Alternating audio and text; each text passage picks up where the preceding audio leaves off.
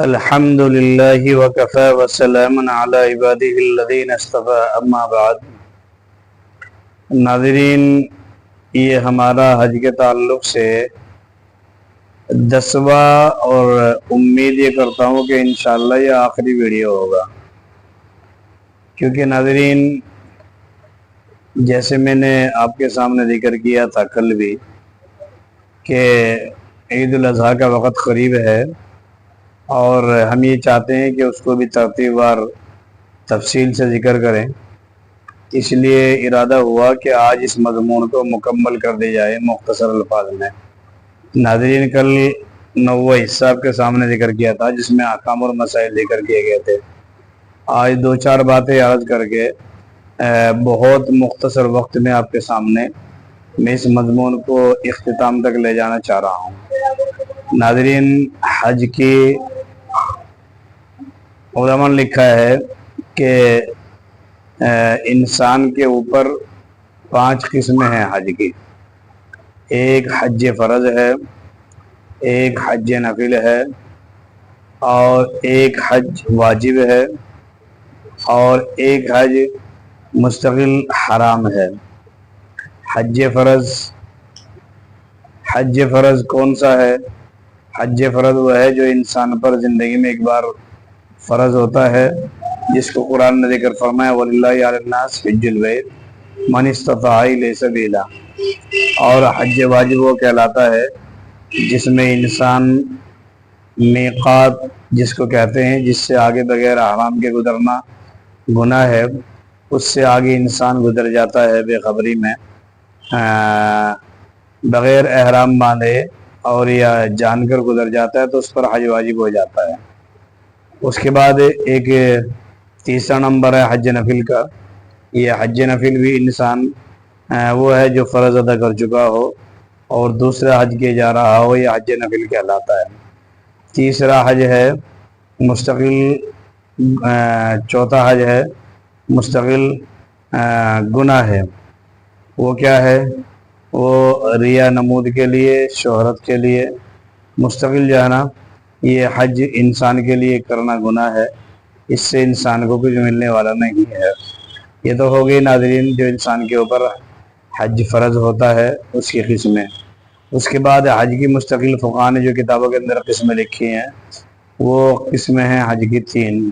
حج افراد، حج تمتع، حج قران۔ میں مختصر وقت میں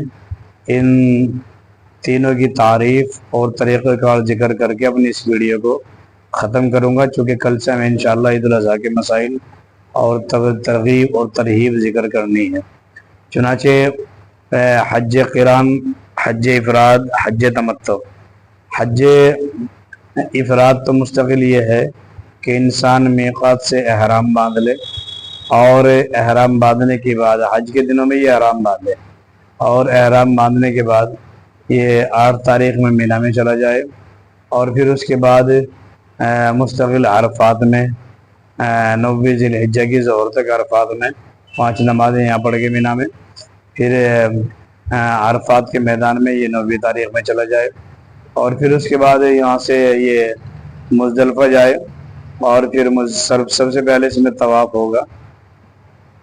نہیں احرام باندھ کے سیدھا وہاں پہ جائے گا۔ ناظرین، احرام باندھ کے مینا میں جائے اور مینا سے سیدھا آپ کو عرفات میں جائے گا 9 تاریخ میں۔ عرفات میں دعائیں مانگ کر کے پھر یہ وہاں سے مزدلفہ جائے گا، اور مزدلفہ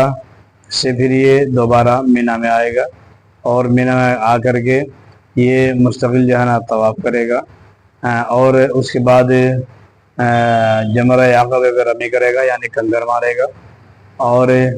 اس کے بعد پھر 11 اور 12 میں تینوں پتھر پہ کنکر ہی مارے گا۔ یہ تو ہو گیا حج افراد ناظرین۔ اور اس کے بعد حج قران، حج تمتع، یہ 2 رہ جاتے ہیں۔ ہمارے نزدیک حج قران افضل ہے حنفیہ کے نزدیک، اور حج تمتع افضل ہے امام شافعی رحمۃ اللہ علیہ کے نزدیک۔ لیکن آج کے زمانے میں دور سے زیادہ جانے والے جو حضرات ہیں، انڈین ہے یا بنگلہ دیشی ہیں، یہ دور سے جانے والے جتنے بھی احباب ہیں، ان کے لیے حج تمتع ہی افضل ہے۔ وجہ اس کی ہے کہ حج قران میں ثواب تو زیادہ ہے، اس میں کوئی شک و شبہ نہیں ہے، لیکن اس میں پابندیاں بہت زیادہ ہے، اور تھوڑی سختیاں بھی ظاہری اعتبار سے زیادہ نظر آتی ہے، چونکہ آدمی حج تمتع کس کو کہتے ہیں پہلے وہ سنیے گا۔ حج تمتع اس کو کہتے ہیں کہ انسان یہاں سے جیسے میقات سے جائے، احرام باندھ لے عمرہ کا، مثلا انڈیا سے حاجی جاتے ہیں جن کی پہلی فلائٹ ہے، وہ 25 دن پہلے چلے گئے اور 20 دن پہلے چلے گئے، وہ 20 دن وہاں پہ مکے میں پڑے ہوئے ہیں۔ تو قران میں تو چونکہ احرام ایک ہی بنتا ہے اور وہ احرام کھلتا نہیں ہے، اور اسی لیے ثواب بھی اس کا زیادہ ہے کہ اس میں مشقت بھی زیادہ ہے۔ احرام کی پابندیاں، آپ خوشبو نہیں لگا سکتے ہیں ایسی جو جمنے والی خوشبو ہو، سلے ہوئے کپڑے نہیں پہن سکتے ہیں، جو نہیں مار سکتے ہیں، جانور کا شکار نہیں کر سکتے ہیں، حرم کی گھاس نہیں کاٹ سکتے ہیں۔ یہ تمام پابندیاں چونکہ احرام میں رہتی ہیں، تو اسی لیے ثواب بھی اس میں زیادہ ہے، لیکن پابندیاں زیادہ ہونے کی وجہ سے وہ ہمارے جیسے کمزوروں کے لیے ظاہری اعتبار سے تھوڑا ٹائٹ ہے۔ اور یہ حج تمتع میں آسانی یہ ہے ہمارے جیسے کمزوروں کے لیے کہ آدمی یہاں سے جائے، انڈیا سے 20 دن پہلے مثلا وہ جا رہا ہے،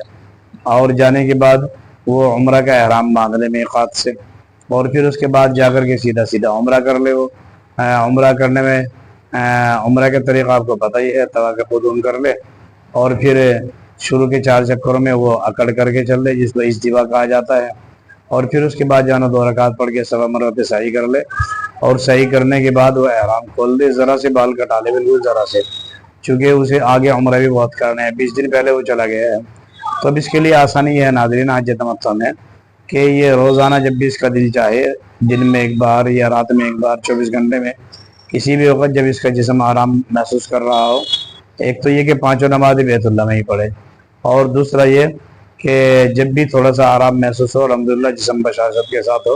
اور موسم کے اعتبار سے یعنی گرمی کا موسم نہ ہو، صبح کے وقت میں یا شام میں بھی جب بھی وقت لگے، پہلی بات تو وہاں پہ جا کے گرمی سردی کیا دیکھنی ہے، چونکہ رب کی رضا کے لیے جا رہا ہے، محنت مشقت مجاہدے کے لیے جا رہا ہے، یہ سارے چونچلے تو گھر پہ رکھنے کی ضرورت ہے، تو وہاں پہ انسان جا رہا ہے۔ تو اس کے لیے گنجائش یہ ہے جو حج تمتع کر رہا ہے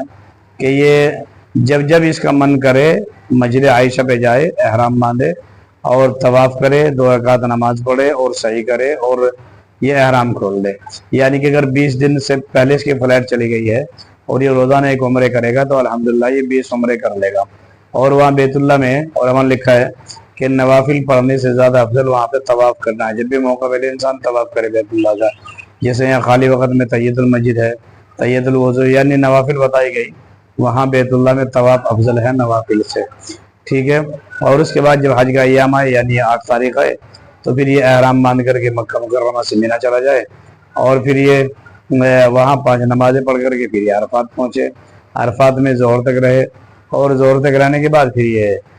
جو میں نے پہلے بتا دے افراد میں وہی اعمال کرے، یعنی یہاں سے یہ مستقل ظہر اثر اکٹھی پڑھ کے پھر یہاں سے چل کر کے وہاں مغرب عشاء وہاں اکٹھی پڑھے مزدلفہ میں، اور پھر یہ مینا میں آ جائے، مینا میں آ کر کے جمرہ عقبہ گرامی کرے، اور اس کے بعد لاسٹ میں طواف زیارت ہوا کرتا ہے، طواف زیارت کر کے آگے یہ قربانی وغیرہ کر کے، اور پھر اگلے 11 اور 12 میں تینوں جمرہ کے 3 پتھر پہ کنکری مارے، اور 3 پتھروں پہ کنکری مارنے کے بعد یہ مستقل جانا واپس آ جائے۔ لاسٹ میں مستقل جو ہے جب وقت لگے روزہ نبی کو تو حاضری دینی ہے، وہ لوگوں کی سیٹنگ رہتی ہے سفر والوں کی، وہ کیسے کروائیں۔ یہ ہو گیا حج تمتع ناظرین۔ اور حج قران احرام میں یہ حج میں احرام فرض ہے، اور مزدلفہ کا قیام یہ واجب ہے، اور عرفات یہ بھی جانا عرفات میں قیام یہ بھی فرض ہے۔ اسی طرح حج قران میں ناظرین یہ ہے کہ شروع سے میقات سے احرام باندھ لے جاتا ہے، اور احرام باندھنے کے بعد میں عمرہ کر کے اس میں احرام کھولا نہیں جاتا، تو وہ یہ کہ اگر آپ 18-20 دن پہلے گئے ہیں تو احرام ہی میں رہنا پڑے گا، احرام کی جو پابندیاں ہیں انہیں آپ کو نبھانا پڑے گا، اور جمی ہوئی خوشبو نہیں لگانا، ناخن نہیں کاٹنی ہے، جو نہیں مارنا، حرم کا گھاس نہیں کاٹنا، شکار کی طرف شکار کو شکار نہیں کرنا، اور یہ شکار کو حرم کے شکار کو ڈرانا نہیں ہے، یہ ساری پابندیاں ہیں جو احرام میں رہتی ہے۔ تو یہ 18-20 دن آپ کی پابندیاں رہیں گی۔ عمرہ کرنے کے بعد پھر جب حج کے ایام آئیں گے تو پورا حج کر کے ہی جو ہے نا آپ کو احرام وغیرہ کھولنا پڑے گا، تو یہ تھوڑی سی پابندی ہو جاتی ہے، سختی ہو جاتی ہے ظاہری اعتبار سے، اگرچہ ثواب اسی میں افضل ہے چونکہ مشقت زیادہ ہے، تو اسی لیے ثواب بھی اس میں زیادہ ہے، لیکن ہمارے اور آپ جیسے کمزوروں کے لیے آدمی تمتع میں چونکہ 20 دن پہلے پہنچا، روزانہ ایک عمرہ کرے گا تو 20 عمرے کرنے کی توفیق اس کو ہو جائے گی۔ تو اسی لیے ناظرین یہ حج تمتعی ہماری جیسے کمزوروں کے لیے افضل ہے، ایک بات۔ دوسری بات یہ پہلے بھی ذکر کیا تھا کہ حج بدل انسان اگر مستقل والدین ایسے گزر گئے کہ حج نہیں کر پائے نادانی کی وجہ سے یا معلوم نہیں ہونے کی وجہ سے، تو اولاد کے لیے لازمی ہے، اولاد کے لیے بہتر ہے کہ والدین کی طرف سے اگر مال چھوڑا ہے، اگر وصیت کر کے گئے پھر تو تہائی مال میں سے وصیت نافذ ہوتی ہے، واجب ہوتی ہے، وہ تو کرانا ہی پڑے گا۔ اور اگر یہ وصیت بھی نہیں کر کے گئے، اللہ نے مال دیا ہے، اولاد کے دل میں آئی کہ ماں باپ نے مال بہت چھوڑا ہے، کوئی مسئلہ نہیں ہے، تو پھر بھی ہم ان کی طرف سے یہ فرض کے ادا کرانے کے لیے یہ حج کروا دے کسی کو پیسے دے کر کے، تو یہ حج کرے آدمی۔ اس کی وجہ سے کل بھی ذکر کیا تھا کہ چار آدمیوں کی مغفرت ہوتی ہے، اور ایک روایت کے مطابق تینوں کو حج کا ثواب ملتا ہے۔ جس کی طرف سے کیا جا رہا ہے، جو قبر میں آرام کر رہا ہے، اسے بھی اس کی طرف سے فرض بے ساقط ہو جاتا ہے، جو کرنے جا رہا ہے اسے بھی حج کا ثواب ملتا ہے، جو بیٹا پیسے دے کے کرا رہا ہے اسے ملتا ہے۔ اور ناظرین ایک مسئلہ یہاں پہ،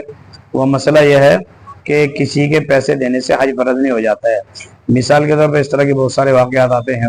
کہ ائمہ ہیں، علماء کرام ہیں، ان کو لوگوں نے آفر کر دی جی ہم پیسے دے دیں گے، آپ حج کر کے آ جائیں، تو حج فرض تو نہیں ہوگا وہ دوسرے کے پیسے سے، البتہ جانا چاہے تو ثواب تو بہرحال ہے ہی۔ اگر حج بدل ہے تو اس میں بھی ظاہر سی بات ہے حج کا بھی ثواب ہے، اور ایک روایت کے مطابق مغفرت بھی ہے۔ اور اگر ایسے بھی کوئی محبت میں بھیج رہا ہے یوں سمجھ کر کے بھائی ہمارے علماء ہیں، ہمارے ائمہ ہیں، ہم انہیں حج کرا دیں گے، تو اسے پیچھے نہیں ہٹنا چاہیے، سعادت سمجھنا چاہیے، غنیمت سمجھنا چاہیے۔ اور البتہ یہ ہے کہ اگر کوئی اباحت یا عاریتاً پیسے دیتا ہے تو اس کے اوپر حج فرض نہیں ہو جاتا ہے، باقی سے اس طرح کے موقع گنوانا نہیں چاہیے۔ تو ناظرین یہ حج کے موٹے موٹے مسائل تھے، باقی یہ چونکہ مسائل بقول ہے شیخ زکریا رحمۃ اللہ علیہ، یہ زندگی میں انسان کو ایک ہی بار پیش آتے ہیں، اسی لیے انسان کو چاہیے کہ ایسے گروپ کے ساتھ جائے جس میں علماء کرام موجود ہو، تاکہ وقت ضرورت ہے ان سے مسئلہ پوچھ کر کے اپنے حج کے احکام کو مکمل طریقے سے سنت کے مطابق ادا کر سکے۔ اسی پر ہم اس کے حج کے باب کو آج ختم کرتے ہیں۔ ویسے ہزاروں مسائل ہیں، لیکن چونکہ آگے ہمارے سامنے جیسے میں نے پہلے بھی ذکر کیا تھا کہ قربانی کے مسائل بھی ہیں، ترغیبات ترہیبات احکام مسائل ہیں، اس لیے انشاءاللہ ہم اسے یہیں پہ ختم کرتے ہیں۔ کل سے انشاءاللہ قربانی کے بارے میں عرض کریں گے۔ السلام علیکم ورحمۃ اللہ وبرکاتہ۔